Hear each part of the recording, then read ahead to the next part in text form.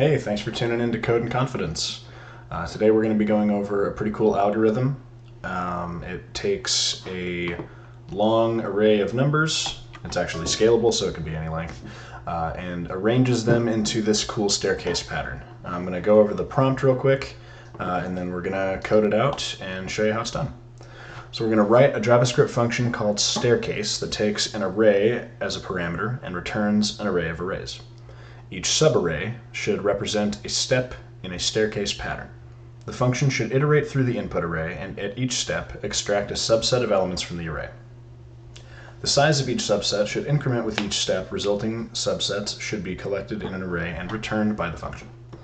Kind of a long way of saying that this is the desired result considering this input array.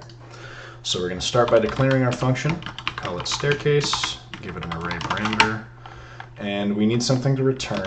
So we're going to declare a subsets array, and we're also going to need a start index due to the nature of the function.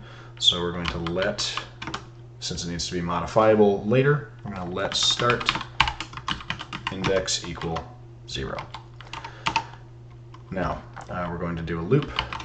We're going to let I equal 1, a little bit different from the standard for loop. And as long as I is less than array.length, we're going to increment I. Now we're going to need an end index that will change as well. So we're actually going to const end index equals start index plus I. So in this case, it's going to start out the loop with the start index being 0 and the end index being 1, because 1 plus 0 is 1. We're going to create our subset singular, and that is going to equal array.slice.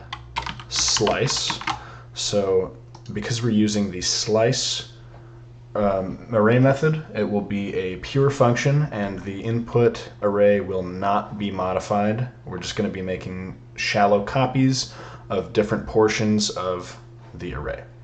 And we're going to start at the start index and end at the end index. Just like that.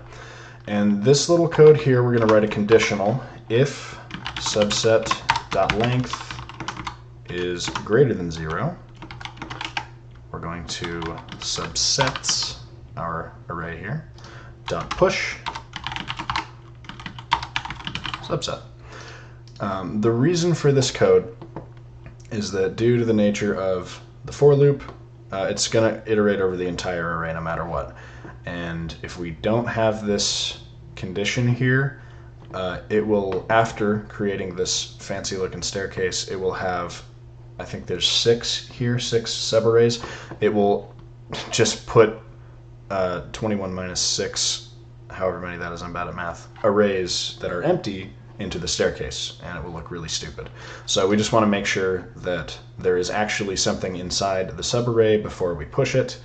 And then finally, within the loop, we're going to put the start index equal to the end index. That way, the next time it iterates, it will change the portion of the array and add in the increment, or the appropriate elements. So now we're just going to return, not run, return subsets. Save that file. We're going to node staircase.js. Wonderful. We got our nice little staircase. So that is how you make a staircase out of an array. You can do this a little easier using a different method, but I'll show you the difference after the fact. You pretty much just need to modify the for loop. So we'll go for let I equals 1, I is less than or equal to array.length, increment I. Now, we're just going to do subsets dot push. So that when you use start index or end index, we're just going to push a splice, which is the impure version of the slice method we used up here.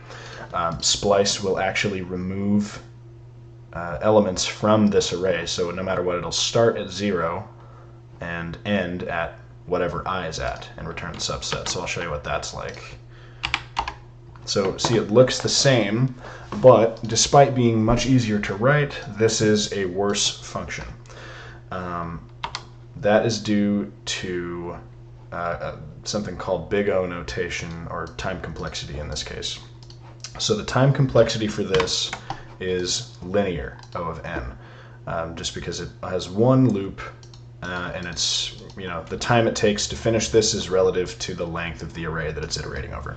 The other one has a nested loop because the splice array has to re-loop over this. So you have a looping over the array, and then within that loop, you loop over this again. So it's exponentially worse for time complexity.